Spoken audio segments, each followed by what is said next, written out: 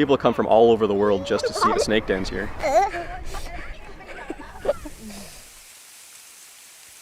A lot of children are a little more willing to hold the snakes and to interact with them.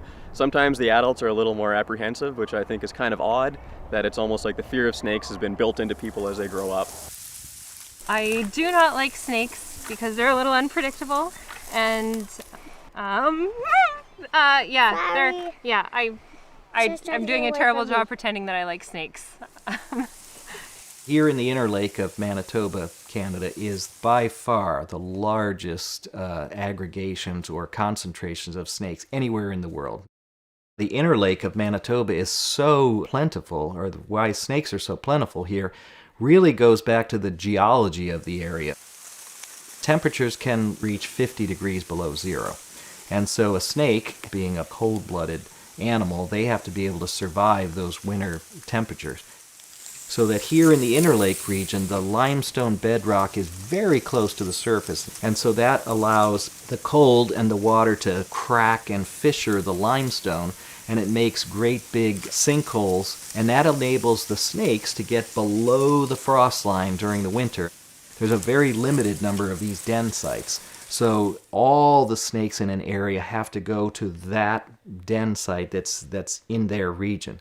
And so that's how you end up with literally tens of thousands of snakes being in a sinkhole that might be the size of the average person's living room. It is actually very difficult for the males to find a female because if you look from a snake's eye view, you just see kind of a sea of living spaghetti, and you're looking for a slightly bigger piece of spaghetti than all the rest of them.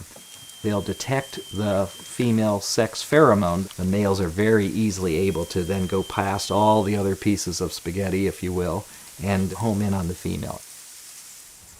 Oftentimes when the group of these courting males all gathered around one female trying to be that lucky guy that's going to mate with her, they'll get so wrapped up they can tumble down a hill literally like a ball, so people call them mating balls. Even though there's tremendous competition for mates, the males are not fighting with each other, they don't have dominance hierarchies, they don't have territories set up like other animals would do in a similar situation. Let's get a picture in front of the big snake, okay? I like to call them the ambassadors of the reptile world. They're a great way for people to interact with wildlife. Look at mommy and smile. The garter snakes don't have teeth, and they feel cool when you touch them and stuff. So they don't bite you. They just kind of move around in your hand really fast and stuff. Awesome job, guys.